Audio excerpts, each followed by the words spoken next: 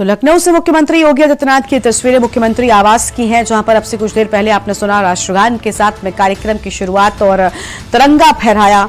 मुख्यमंत्री योगी आदित्यनाथ ने भारत देश की आन बान और शान, हमारा ये तिरंगा फहराया गया है। देश अपना 73वां गणतंत्र दिवस आज बड़े ही धूमधाम के साथ में मना रहा है और सीएम योगी ने अपने आवास पर तिरंगा फहराया है। तस्वीर आपको हम लगातार दिखा रहे हैं। मुख्यमंत्री आवास की ये सीधी तस्वीरें हैं जहां पर सभी अधिकारी जो हैं वो मौजूद हैं और भारत देश का ये लहराता हुआ परचम बताता है कि भारत देश की आन बान और शान और सब कुछ है ये भारत देश का तिरंगा। देश अपना 73वां गणतंत्र दिवस आज बड़े धूमधाम के साथ में मना रहा है और आपको बता दें कि आज 73वां गणतंत्र दिवस मनाया जा रहा है। लखनऊ से मुख्यमंत्री योगी आदित्यनाथ की तस्वीर आपको हम दिखा रहे हैं।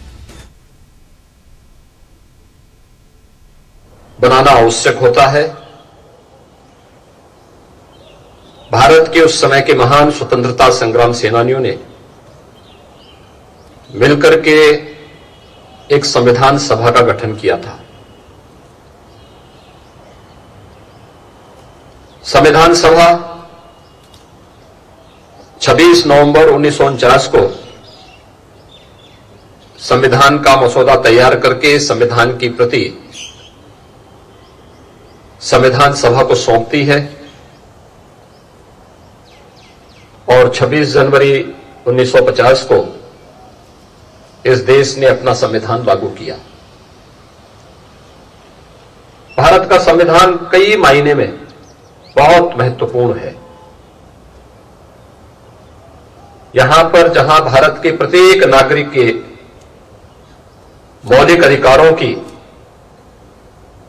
रक्षा भारत का संविधान अपने प्रत्येक नागरिक को उपलब्ध कराता है, वही भारत के प्रत्येक नागरिक के लिए उसके कुछ मौलिक कर्तव्य भी भारत के संविधान ने दिए हैं।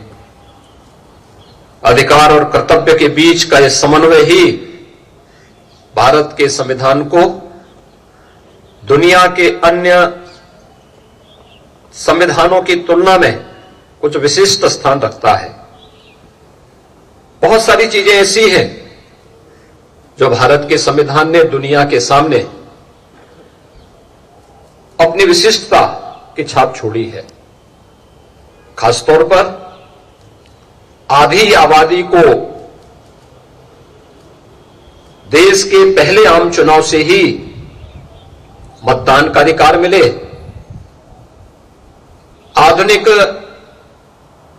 लोकतंत्र की डींग हाँकने वाले ब्रिटेन में यह अधिकार बहुत बाद में मिला, लेकिन भारत में पहले आम चुनाव में ही यह अधिकार प्राप्त हो गया था। इस देश के अनुसूचित जाति जनजाति के एक बड़े समुदाय को सामाजिक और आर्थिक दृष्टि से समाज और राष्ट्र की मुख्य धारा के साथ जोड़ने के साथ साथ उन्हें उनका अधिकार प्राप्त हो। वंचितों को, दलितों को यह अधिकार भी भारत के संविधान ने भारत के प्रत्येक नागरिक को दिया। और आज यही कारण है कि तमाम सम विषम परिस्थितियों के बावजूद भारत का संविधान भारत के प्रत्येक नागरिक को न केवल सम्मान के साथ आगे बढ़ने के लिए सदैव प्रेरित करता रहा है, बल्कि दुनिया का सबसे जीवंत लोकतंत्र के रूप में अपनी एक अनवरत यात्रा को आगे बढ़ा रहा है। हम सबको भारतीय होने का गौरव प्रदान करने वाला भारत का यह संविधान भारत की मूल भावनाओं का प्रतिनिधित्व भी करता है। आज जब यह देश अपना 73वां गणतंत्र दिवस मना रहा है, हम सबको भारत की उपलब्धि पर गौरव की अनुभूति करनी चाहिए। आज भारत दुनिया की एक उभरती हुई अर्थव्यवस्था के रूप में दुनिया के सामने एक नई मिसाल प्रस्तुत कर रहा है। आज दुनिया के अंदर भारत को कोई नजरअंदाज नहीं कर सकता। इस सदी की सबसे बड़ी महामारी कोरोना के दौरान भारत ने यह साबित भी किया है। प्रधानमंत्री मोदी जी के नेतृत्व में बेहतरीन कोरोना प्रबंधन, जिसमें जीवन और जीविका को बचाने की पूरी गारंटी रही हो, भारत का यह कोरोना प्रबंधन दुनिया के लिए आज भी एक नजीर बना हुआ है। आज एक बार फिर से हम सबको इस संकल्प के साथ जुड़ना होगा कि हम अपने भारत के संविधान की मूल भावनाओं का सम्मान करते हुए जीवन में जब भी अगर हम अधिकार की बात करते हैं तो उससे पहले अगर अपने कर्तव्यों के बारे में भी प्रत्येक नागरिक विचार करते हुए ईमानदारी से अपने कर्तव्यों का निर्वहन करने लग जाए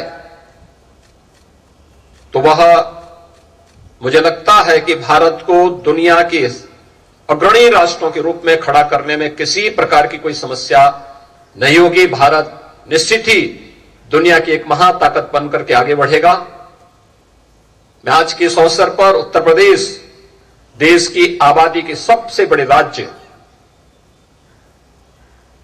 जिस उत्तर प्रदेश ने विगत 5 वर्ष के दौरान एक लंबी यात्रा प्रारंभ की है, विकास की, समृद्धि की, सुशासन की और जीवन के प्रत्येक क्षेत्र में आगे बढ़ने के लिए देश के अंदर एक नई नजीर प्रस्तुत कर रहा है।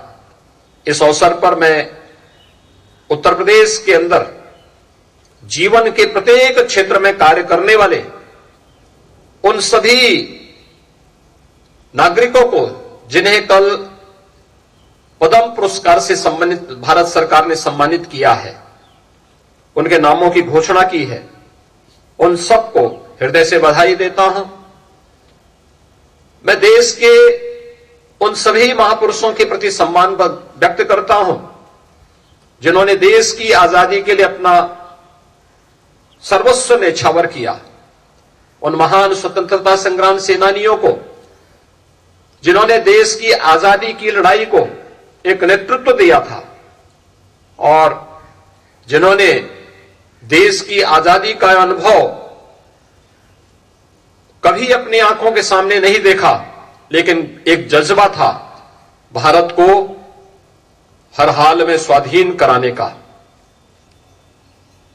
एक उभरते हुए भारत को दुनिया की एक महाशक्ति के रूप में आगे बढ़ रहे भारत को आगे बढ़ने का उनका सपना, आजाद भारत किस मजबूती के साथ आगे बढ़कर के उसे लेके चल रहा है। तो आप सुन रहे थे मुख्यमंत्री योगी आदित्यनाथ को, जहां पर संविधान को कई मायनों